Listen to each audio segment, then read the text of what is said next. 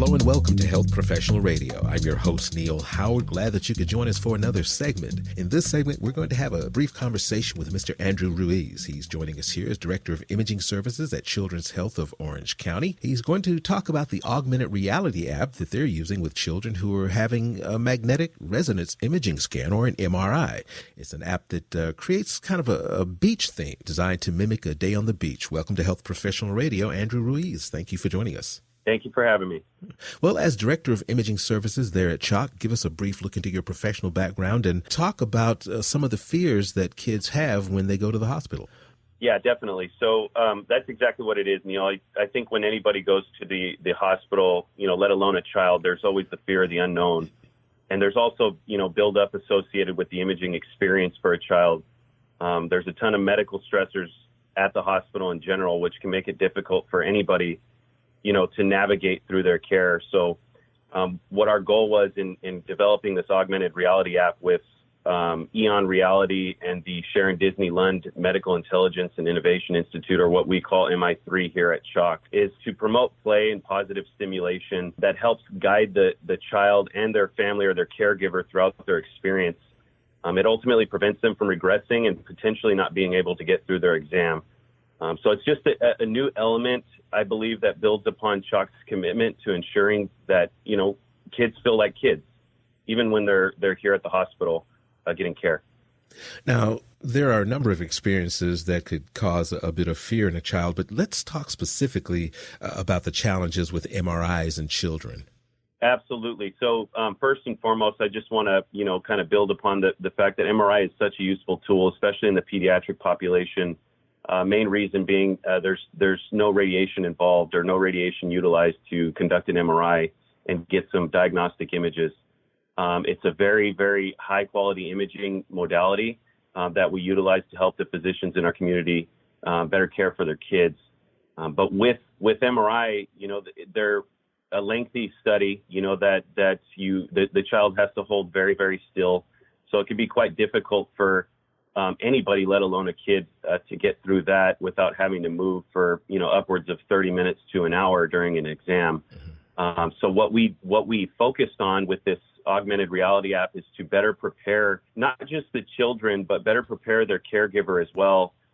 Because what we've found is the more prepared the kid is before they arrive for their appointment, the better the outcome is with the MRI.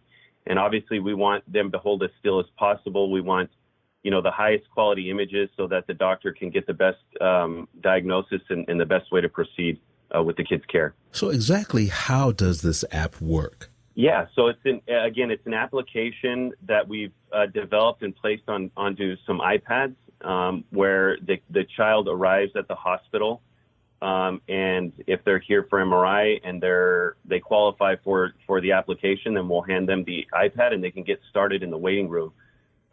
It's amazing. We have some ocean-themed murals on the wall here in the main lobby in radiology at CHOC, and there's some whales. And the beginning of the application, it starts out with the whales coming to life and actually swimming through the main lobby. So that augmented reality is a little bit different, where the kid can actually interact with the actual environment that's surrounding them, as opposed to just a digital environment. So they're utilizing that iPad and the camera within the iPad to kind of navigate through the lobby and watch the whales swim across. And then from there's some games to get them a little bit more comfortable with their environment. So we have a game called Find Choco Bear, which is Choco Bear is our esteemed mascot here at CHOC, where, it's kind of like Where's Waldo?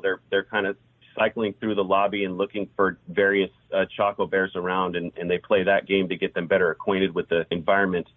From there's educational material that basically informs the child of who they're going to be interacting with throughout their experience on that day.